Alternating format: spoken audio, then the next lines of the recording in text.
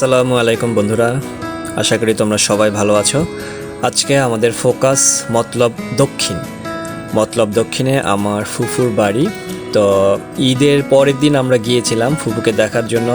পাশাপাশি আরেকটা রিজন ছিল যে আমাদের বাসার গাছের কাঁঠাল ফুফুকে দিব, তো ওনারা কাঁঠাল খুব পছন্দ করে। তো সেই উদ্দেশ্যে আমরা মতলব দক্ষিণ, চলুন আমরা যেতে যেতে বাকি কথা সারবো।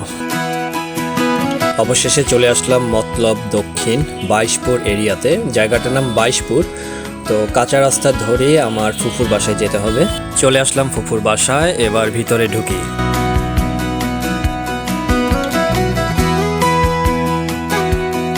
ঈদের পরের দিন ফুফুর বাসায় মেজবানের আমন্ত্রণ ছিল সবারই। তো ওখানকার এলাকার যারা ছিল, আশেপাশের যারা ছিল, ছোট বড় সবাই আসছে। এই হচ্ছে আমার ফুফাতো ভাই মাহফুজ ভাইয়া। তো উনি সব কিছু ডিল করছেন, ডিস্ট্রিবিউট করছেন, গুরু দায়িত্ব পালন করছেন। দৃশ্যটা দেখতে খুবই সুন্দর লাগছিল সেদিন, কারণ সবাই নিচে বসে খাওয়া দাওয়া করছিল একসাথে। অনেকটা পিকনিক আমেজ, বাহিরে যেহেতু বসে খাওয়া দাওয়া করছে, পিকনিকের আমেজ লাগবেই। খুবই ভালো লাগছিল দেখে। এই হচ্ছে আমার ফুফু, একমাত্র উনি এখন বেঁচে আছে। আমার বাবা, চাচা বা ফুফু যারা ছিলেন তাদের মধ্যে উনি একমাত্র প্রেজেন্ট। আল্লাহ ওনাকে সুস্থ রাখুন, সবাই দোয়া করবেন।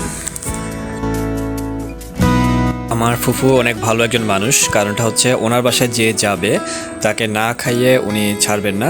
তো বারবার খাওয়াবে, বারবার খাওয়ার কথা বলবে। যতবারই আপনার সাথে দেখা হবে ততবারই বলবে যে খাওয়া দাওয়া করো, না খাইয়ে আপনাকে ছাড়বে না। সেদিন আমার ছোট ছেলে ওয়াফিকে নিয়ে ফুফুর বাসায় গিয়েছিলাম।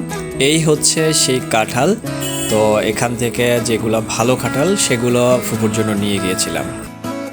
আমার ফুফুর বাড়ি খুবই সুন্দর লাগে আমার কাছে, কারণ একদম গ্রামীণ পরিবেশ, গ্রামের যা যা দরকার সবই আছে। তো বন্ধুরা চলুন আমার ফুফুর বাড়ি দেখতে থাকি।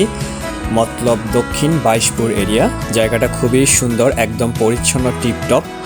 তো চলুন বন্ধুরা আমরা দেখতে থাকি আর সামনের পথে আগাতে থাকি। সবাই ভালো থাকবেন, সুস্থ থাকবেন, সুন্দর থাকবেন, আর অবশ্যই লাইক, কমেন্ট, শেয়ার করবেন। আল্লাহ হাফেজ।